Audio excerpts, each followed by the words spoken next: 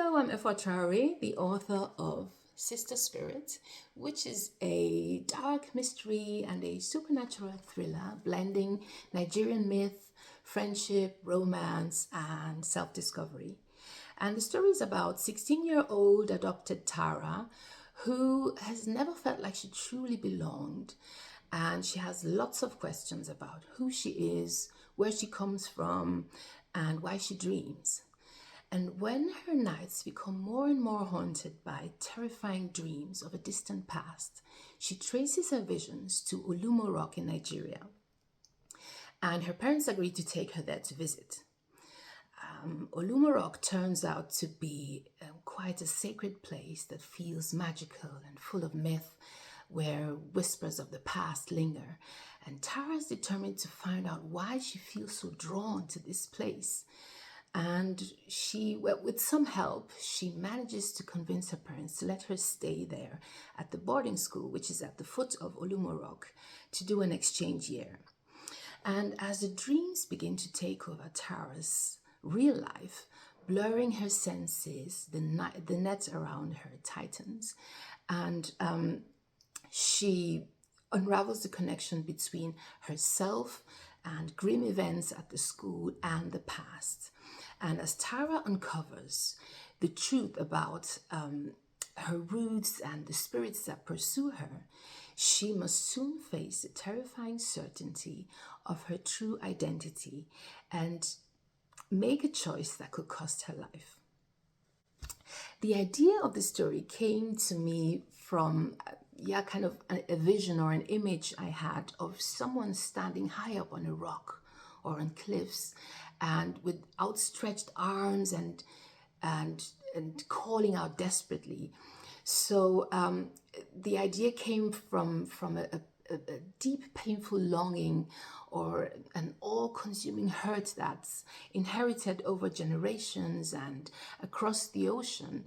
And that those who bear that hurt can't understand or explain. So it's a kind of family curse. And I've always loved mysteries, especially the dark Gothic ones. And I'd never read a book, a Gothic boarding school mystery set in Nigeria or even Africa. So I was super excited when the idea for this story came. And I particularly enjoyed exploring and building up my setting around Olumo Rock, which I had visited long ago when I was much younger and before I even started writing. But I remember sitting high up on that rock and feeling how special it was. Yeah, so that's how the idea for the story came. And I'll just read a little section from the beginning. I glared at the poster stuck to the classroom door. It was faded, its edges discolored, begging to be ripped off. I imagined tearing it down, strip after strip, skinning the door until there was nothing left. Chase your dreams. I scoffed silently at the worn-out words. What if your dreams were chasing you, but you had to step into them night after night, no matter how badly it hurt to do so? Tara Walter. I was jerked out of my thoughts by an angry voice. Would you kindly give us a moment of your attention? Mrs. Jacobs was standing in front of my desk, peering at me with eyebrows that grated together.